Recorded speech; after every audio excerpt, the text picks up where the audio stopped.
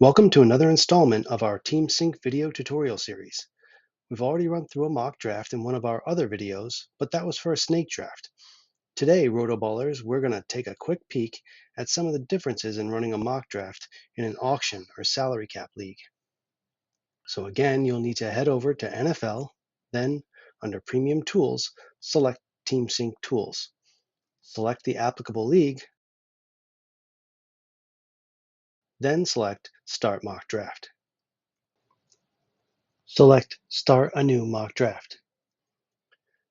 You'll need to select Mock Draft under the first drop-down, then choose the scoring settings you want to emulate. Then, under the Draft drop-down, choose Auction or Salary Cap. Doing so will generate additional drop-downs you'll need to fill out. If you emulated a league, then you'll need to choose whether or not to use the league defaults. Just know that if you select Yes, you won't be able to select the cheat sheet down below.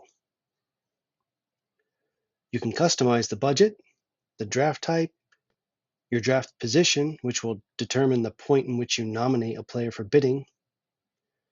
You can select your cheat sheet right here, and there's some other options you can edit here that we discussed in the other video. But let's go ahead and begin this draft.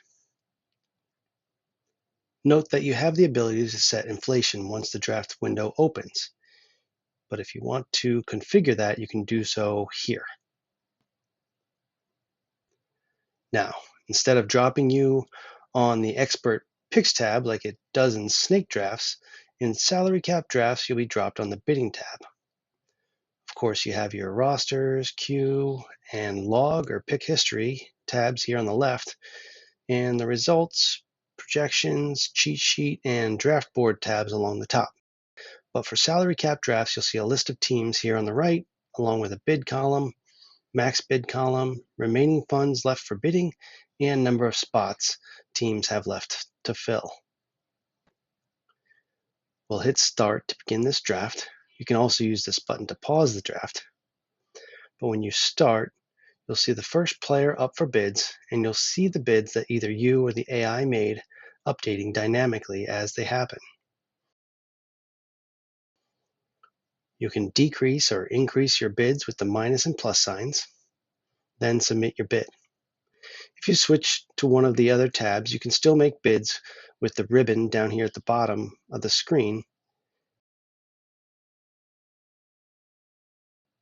And if you have no interest in a player, you can also choose to skip bidding on that player. Each time a bid is made, the bid timer resets to 10 seconds until no additional bidding is made. Here you'll see some relevant info for the player, including ADP, bye week, and projected stats. Those are RotoBaller's projections, plus any applicable news related to the player listed here. Again, RotoBaller specific news. I'll just quickly point out that the Results tab shows your projected rank based off of the players on your team, and it will update dynamically as the draft continues. The Projections tab will show you projected stats for players, with the columns highlighted in yellow, the stats being considered for calculating fantasy points. If you selected a cheat sheet in the beginning, you'll see any notes or color coding you made here. Those notes will also be evident when on the Expert Picks tab. When it is your turn to nominate a player, scroll down on the bidding tab and you'll see a blue Nominate button to the right of the player. Select the player you want to nominate and bidding can begin. And there you have it. That's how you complete an auction or salary cap draft using our Team Sync tool. Look for other video tutorials on how to set up cheat sheets, how to review the draft analysis, and more.